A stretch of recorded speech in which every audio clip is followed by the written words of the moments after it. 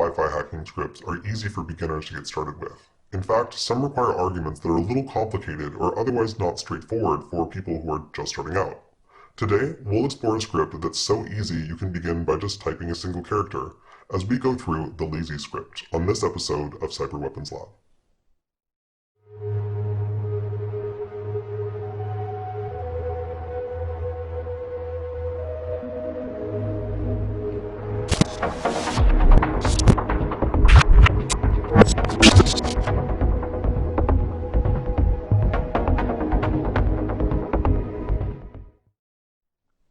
While there are always new Wi-Fi hacking tools coming out, the majority of them actually rely on a couple pretty simple underlying attacks that have been established for quite some time.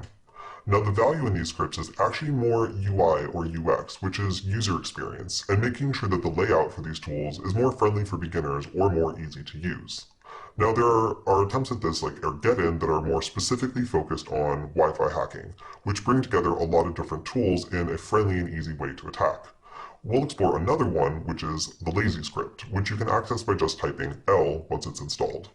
Now, this is kind of best seen as part package manager and part a series of tools that can be used in conjunction to find out things like your local IP address, ensure that your MAC address has been changed successfully if you're randomizing it, and even go on to scan a network with an ARP scan, and then use a more advanced tool like Puppy just by typing install. Anything you want to use that isn't installed, you can just select it and then type install, and if you're connected to the internet, it only takes a couple of minutes to set up even something like the Metasploit framework to be able to use through the lazy script. Now, it's kind of nice because for a beginner, you get like a guided tour of all the different tools you should maybe consider, because all of these are curated for what the best tools are for attacking a wireless network, an Ethernet network, or LAN, or just networks in general. Now, in order to get started, you'll need Kali Linux, and you'll need to make sure that it's fully updated, because a lot of the tools that this relies on will be broken if they're using an older version that isn't compatible. Once you've updated Kali Linux, you'll need to just download the script, which we'll show you how to do, and that's all you need to begin. To get started using the lazy script, we can go to the GitHub repository here.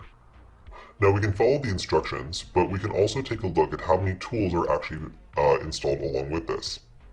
Now, not all these will be installed by default, but you can always go into the particular part of the package that has these listed and just type install in order to install them. Now, to get started with this, we'll go ahead and copy the instructions here. We'll first type cd, and then let me go back to my terminal, paste git clone, and then the address for the git repository. And then once it gets all that, we'll do cd ls script, type ls to list, and then we can see the install.sh. So we're going to make that executable by typing chmod plus x and then install.sh. Then finally we'll type /install.sh.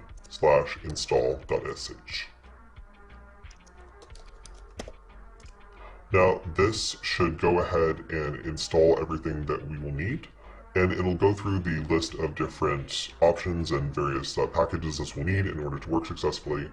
And here it'll ask you if you're updating or installing. In this case, we are installing, so type I. I said I only use one time. Okay. Alright, so sometimes the script will yell at you, which is okay. It's still in development, so you have to be a little bit tolerant of its quirks sometimes. For example, it will now ask you to accept the terms of use, and if you do anything except type yes in all caps, it will now cause you some problems by refusing to let you continue.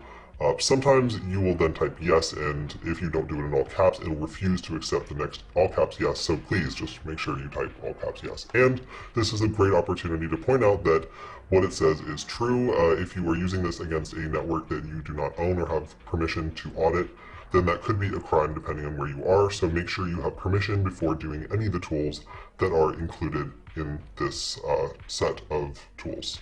So next we'll need to enter the name of the wireless interface that we're going to use. Now you can get into a little bit of trouble here because if you're using another network interface, well, this script tries to be a little bit more automatic and helpful, but sometimes it can actually be unhelpful in that if you switch to a different interface, it just will simply stop working. Now in this case, I'm going to put in a TP-Link network adapter in just a little bit, but for now, to make sure I can install things and that everything is working fine, I'm going to enter the name of the interface I'm using right now, which is WLAN 0. So then it'll ask me what my system calls my interface when it's in monitor mode, which in this case is WLAN 0 mod. And then finally, it'll ask for my Ethernet connection, which is ETH0.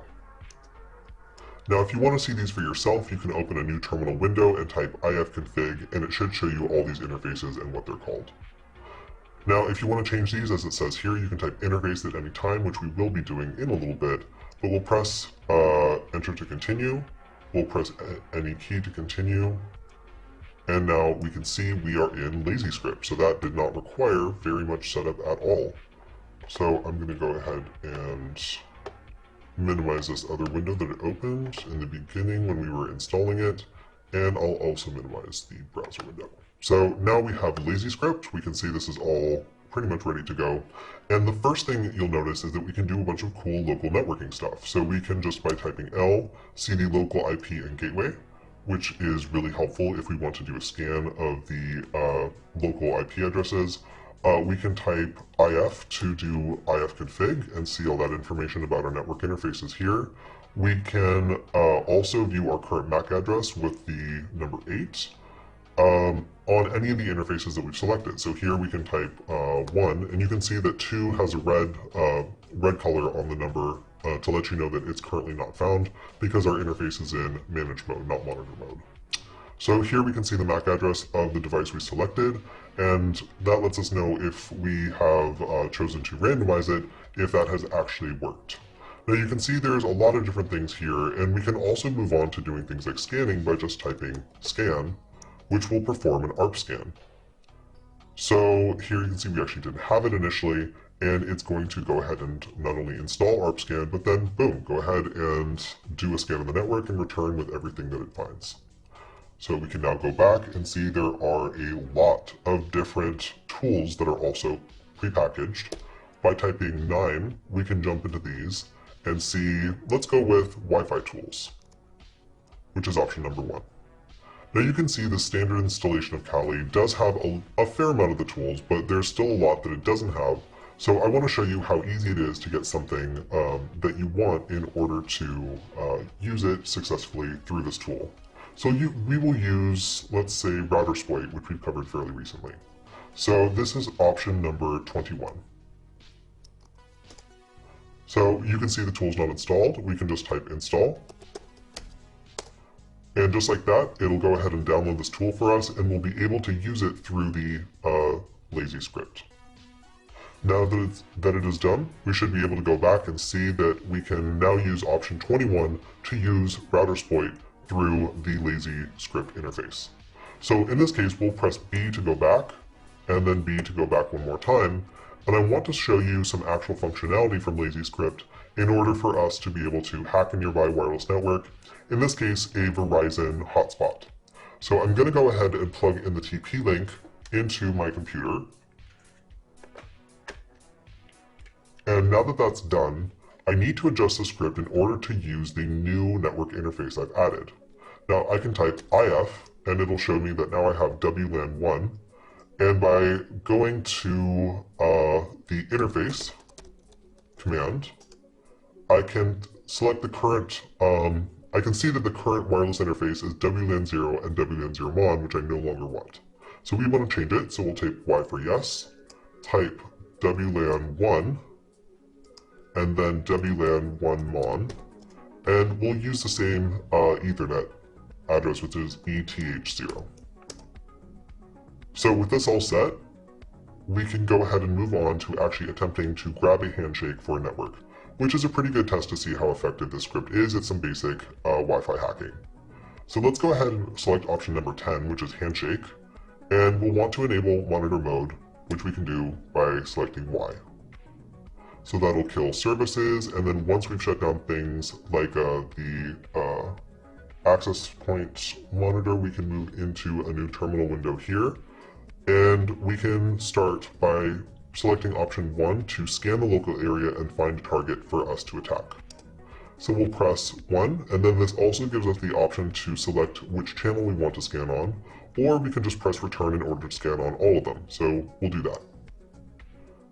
So we will, I see the network we're looking for, so we'll scan for a second, and then press Control C in order to end the scan, and we'll see a nice display here of the power of all the networks around us, along with the MAC address and whether or not a client was discovered. So here we're looking for number 14, which is Google Star Borks. And once we've selected that, we're going to indicate that we have no file for a handshake so far. And here we have a list of all the different attacks that we can do against this network. Now we can either deauth a specific client, we can deauth everyone, or we can deauth everyone periodically. Now we're going to select option 1 to just deauth all, and here you can see in the second window we're listening for a handshake. So I will select option 1. And we're going to select 0 for an infinite number of deauths to send. And as you can see, a window will open here and hopefully deauth our client and force them to reconnect. There you are. We can see we just got a WPA handshake, and that only took about 42 seconds in this script. So we'll go ahead and end the deauth attack.